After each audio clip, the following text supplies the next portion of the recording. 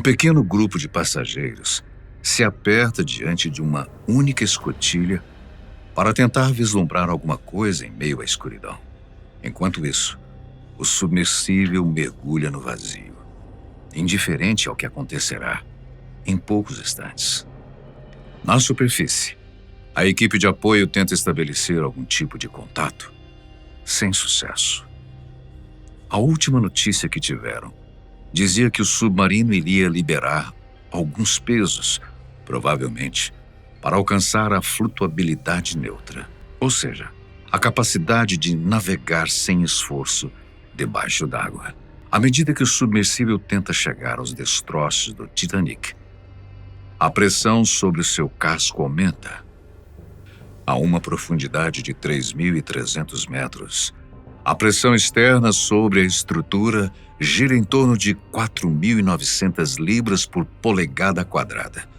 Mas seria preciso descer ainda mais. De repente, um rangido baixo ecoou pela embarcação, preenchendo todo o ambiente. Uma pequena cavidade, que só poderia ser observada em um microscópio, surgiu em uma das inúmeras camadas da trama de fibra de carbono que formava o casco do submersível.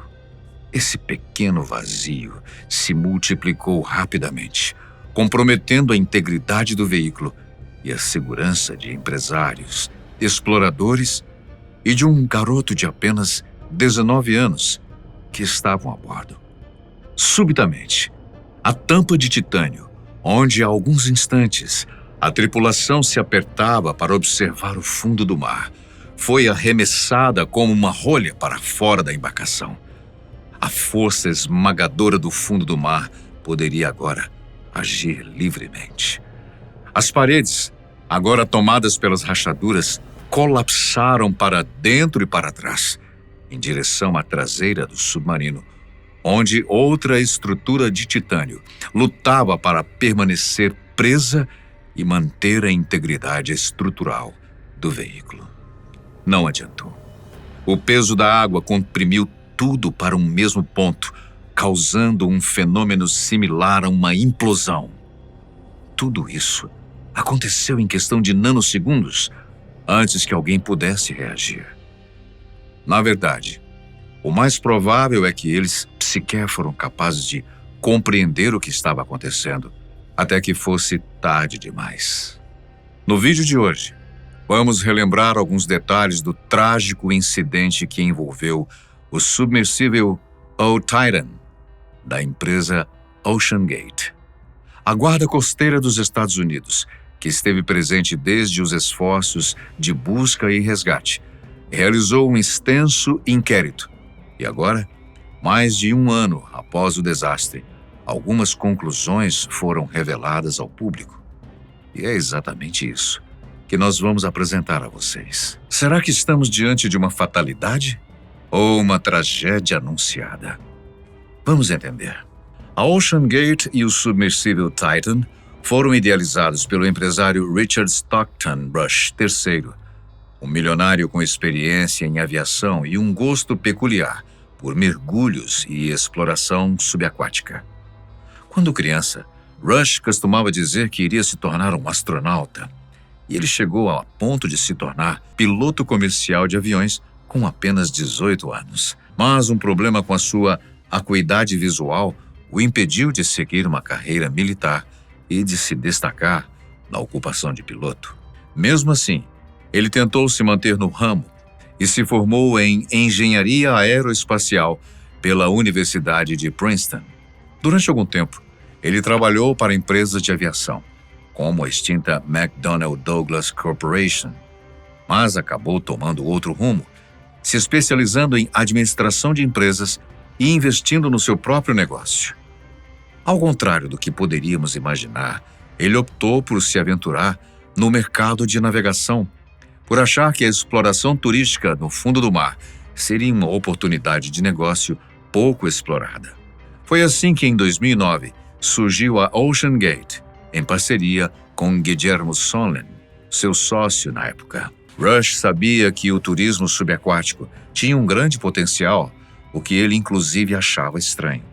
Mas, De acordo com ele, existia apenas um pequeno problema neste ramo: a regulamentação governamental, que ele considerava compreensível, mas ilógica. O empresário era um crítico voraz do Ato de Segurança de Embarcações de Passageiros de 1993, que impedia mergulhos abaixo de 45 metros e restringia a construção de submersíveis para passageiros. Rush dizia que a normativa priorizava desnecessariamente a segurança dos passageiros em detrimento da inovação comercial. Foi assim que ele decidiu projetar o seu próprio submersível, independente do que as regulamentações exigiam.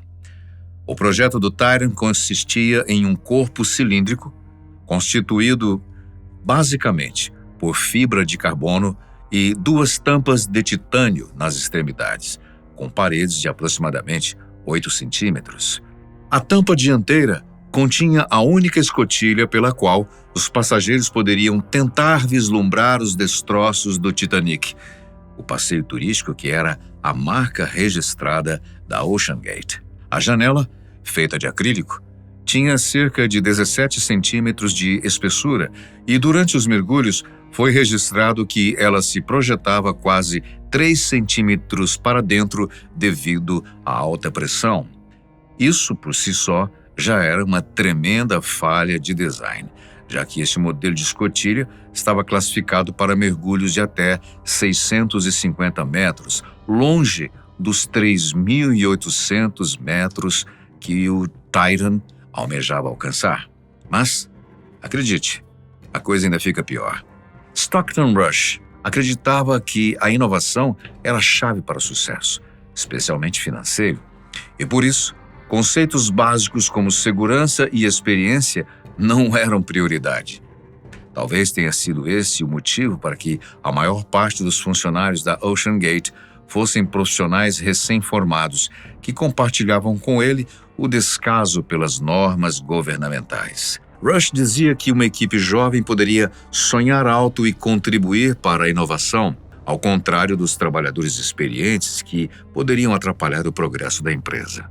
Hoje nós sabemos que o verdadeiro motivo estava no fato de que qualquer um com o mínimo de experiência e senso crítico iria atrapalhar os aspectos controversos da engenharia do submersível. E isso chegou a acontecer. Um dos aspectos mais polêmicos da construção do Titan, que Rush considerava como uma revolução do mercado, foi o material escolhido para constituir o seu corpo: fibra de carbono. A fibra de carbono é feita de inúmeros filamentos de átomos de carbono ligados numa estrutura cristalina. Esses filamentos são dispostos em camadas intercaladas, formando uma trama razoavelmente flexível, resistente e durável. E, de fato, esse material já é utilizado amplamente na aviação e principalmente no automobilismo, por ser relativamente barato, leve e seguro. No entanto, é muito importante levar em conta o contexto. Nem sempre um material que se comporta bem em determinadas condições irá desempenhar o mesmo papel quando exposto a circunstâncias diferentes das quais ele foi testado e certificado. E Rush foi alertado sobre isso. Liz Taylor, a presidente da Dewar Marine, uma empresa especializada em consultoria para pesquisa e exploração do oceano profundo, advertiu o CEO da OceanGate que a fibra de carbono não reage bem quando exposta a profundidades extremas ou submersa em água por longos períodos, especialmente considerando a salinidade do mar. Liz também enfatizou que o material não tolera bem as tensões específicas provocadas pelo oceano, que comprime um objeto por todos os lados ao mesmo tempo. O fato da estrutura ser oca e não maciça também contribuiu para aumentar a fragilidade. Rush desconsiderou todas essas preocupações e até zombou de uma carta que foi redigida por 38 especialistas que imploraram para que o submersível fosse inspecionado por agentes governamentais. Em 2019, ele respondeu ao clamor dizendo: "A vasta maioria dos acidentes marítimos e de aviação é resultado de erro do operador, não de falha mecânica." E como se isso não fosse suficiente, As investigações da Guarda Costeira apuraram que o Titan passou por grandes períodos sem ser utilizado e exposto ao mau tempo, recebendo chuva, neve e sol, o que, aliado à falta de manutenção e vistoria, prejudicou ainda mais a sua integridade. Mas, como dissemos, a escolha do material foi apenas um dos erros graves da OceanGate. David Lockridge, ex-diretor de operações marítimas da empresa, prestou depoimento afirmando que a ética da companhia girava apenas em torno do dinheiro. As passagens para uma viagem ao fundo do mar podiam chegar a $250 mil, e os passageiros não estavam cientes sobre todas as falhas contidas no projeto do Titan. Além disso, todos precisavam assinar um termo de isenção de responsabilidade extremamente direto e explícito, e nem sempre era possível observar os vestígios do Titanic como prometido, já que as condições climáticas e os problemas inerentes ao submersivo comprometiam a visibilidade e navegação com frequência. A ganância de Stockton Rush também foi responsável pelo formato peculiar do submarino. Geralmente, as embarcações desse tipo são construídas com formato esférico ou de pílula e são capazes de abrigar até 3 passageiros. Mas isso não era suficiente para o CEO vanguardista. Foi por isso que ele decidiu assumir uma forma mais cilíndrica, capaz de levar até 5 pessoas em cada viagem. David Lockridge, o ex-diretor que acabamos de citar, comunicou suas preocupações a Rush em 2018 e por isso ele foi demitido e retirado do projeto. Para provar o seu ponto, Rush decidiu ser um dos primeiros a testar o veículo, descendo a 4.000 metros e sendo o segundo homem a alcançar essa marca, atrás apenas do diretor de cinema James Cameron. Logo em seguida, em 2019, o submersível apresentou falhas graves enquanto descia a 3.400 metros com 4 passageiros. Os tripulantes ouviram ruídos altos de rachaduras vindo da carcaça e comunicaram ao CEO quando retornaram à superfície. Um deles, Carl Stanley, disse que a carcaça possuía um defeito grave e que poderia ceder a qualquer momento. Mas ele foi completamente ignorado. Neste mesmo ano, outro ex-diretor, Tony Nissen, disse que a embarcação não estava funcionando como pensávamos que funcionaria. Ele tentou impedir que Titan fizesse outra descida às ruínas do Titanic, até que os problemas fossem solucionados, mas foi demitido antes que pudesse fazer alguma coisa a respeito. A investigação conduzida pela Guarda Costeira também concluiu que o submersível não possuía um localizador de emergência, o que poderia facilitar a sua localização caso algo desse errado. Durante o incidente em 2022, o navio de apoio que ficava na superfície, o Polar Prince, perdeu o contato com o submarino por mais de 5 horas e não foi capaz de encontrá-lo. Durante esse período, a internet da embarcação foi desligada para impedir que alguém a bordo divulgasse informações sobre o ocorrido. Mas as manipulações da verdade iam muito além disso. A OceanGate alegava que o Titan havia sido construído em parceria com a NASA, a Boeing e a Universidade de Washington, mas isso foi inventado apenas para dar mais credibilidade ao projeto. Todas as entidades divulgaram notas afirmando que não tiveram nenhum tipo de envolvimento. Um modelo em escala da cápsula de pressão do submarino chegou a ser testado no Laboratório de Física Aplicada da Universidade de Washington, mas nenhuma equipe da instituição participou da concepção ou construção do projeto. Já a Boeing teria demonstrado interesse no começo, mas encerrou as colaborações quando as recomendações e requisitos de testes pelos engenheiros foram ignorados por Rush. Depois das falhas apresentadas em 2019, uma nova carcaça precisou ser construída.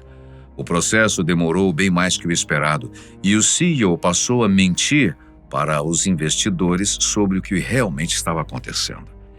Durante os testes de um novo design, vários modelos implodiram e, mesmo assim, Rush reutilizou parte desses componentes para construir o projeto real, mesmo sendo avisado por diversos especialistas que os incidentes anteriores teriam comprometido a integridade e segurança da estrutura. Parece que a ganância realmente nos deixa cegos, né?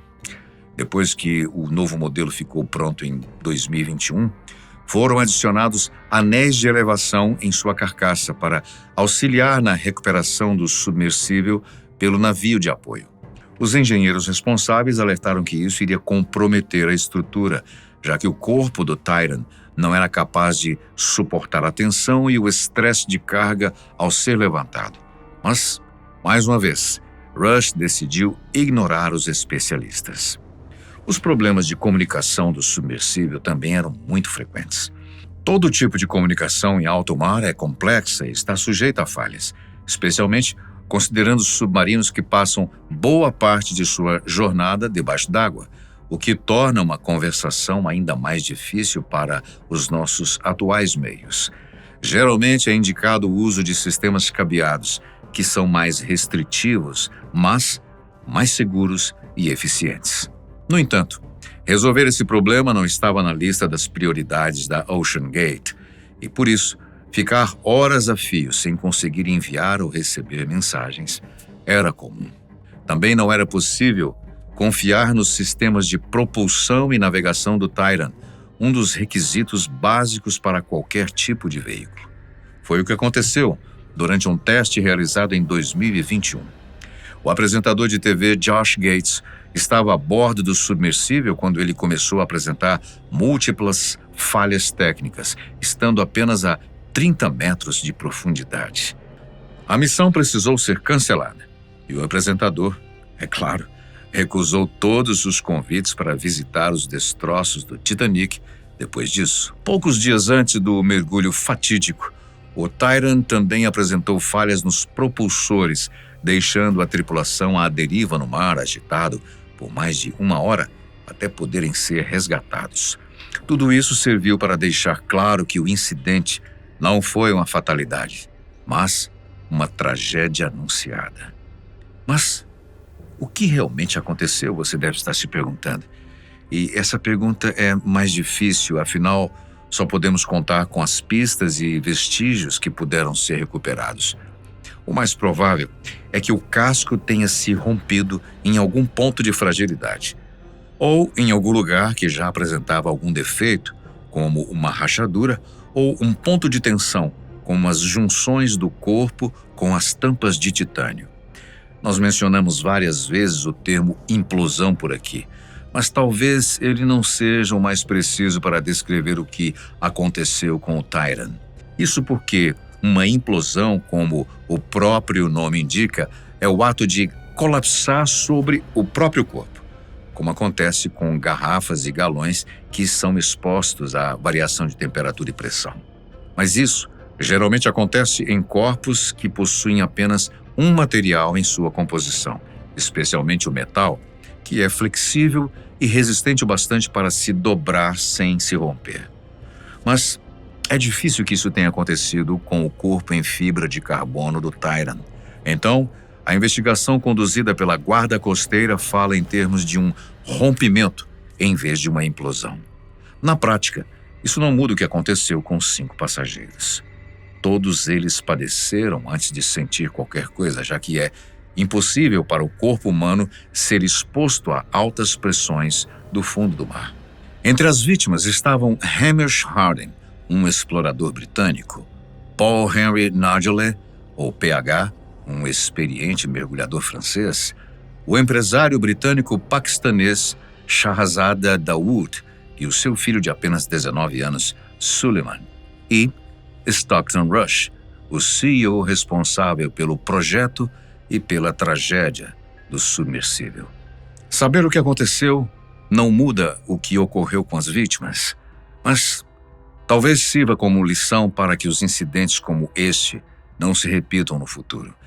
É difícil depositar esperanças no fato de que a ganância não irá se sobressair diante de vidas humanas novamente. Por isso, vamos torcer para que as autoridades ao redor do mundo intensifiquem as suas normativas e fiscalizações e que isso impeça que mais vidas sejam perdidas. Deixe aí os seus comentários sobre esse tema. Nós ficamos por aqui, agradecendo a sua companhia, sempre muito especial. Até o próximo vídeo.